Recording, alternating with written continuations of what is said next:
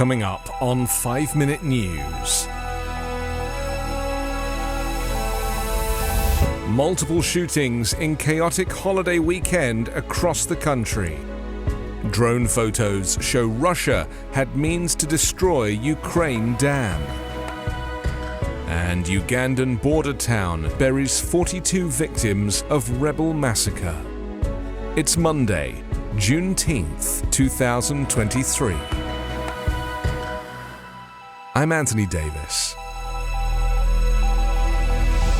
At least 4 people were killed and more than 24 injured in shootings in Illinois, Missouri and Washington state in a deadly night of gun violence.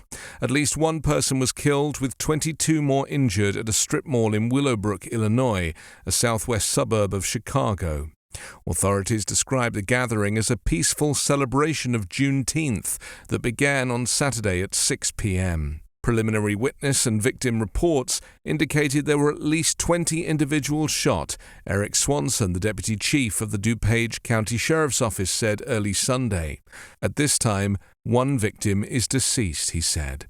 The shooting came hours after 2 people were killed and 3 injured near the Beyond Wonderland electronic dance music festival in Washington state. There, police said the suspect shot randomly into the crowd at a campground near the Gorge Amphitheater in the small city of George, around 149 miles east of Seattle. Another deadly shooting took place just after 1 a.m. in St. Louis, Missouri. 1 person was killed and 9 others injured, according to St. Louis Metropolitan Police. Those who were shot ranged in age from 15 to 19 years old, police said on Sunday. The person killed was identified as a 17-year-old, according to Police Chief Robert Tracy.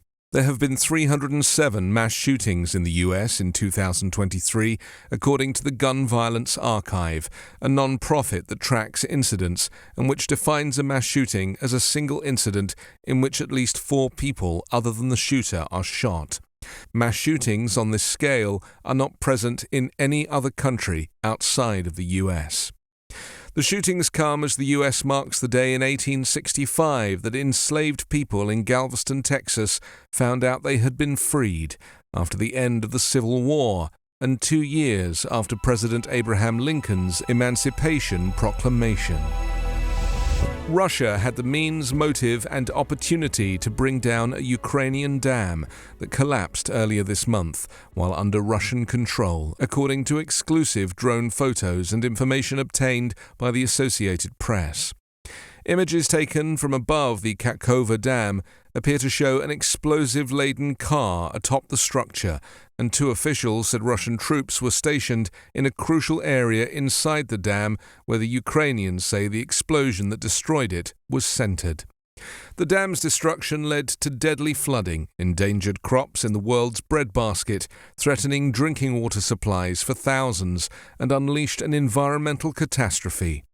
Ukrainian commanders say it also scuppered some of their plans to take Russian positions in a counteroffensive that is now in its early stages. Each side has accused the other of destroying the dam, but the various Russian allegations that it was hit by a missile or taken down by explosives fail to account for a blast so strong that it registered on seismic monitors in the region.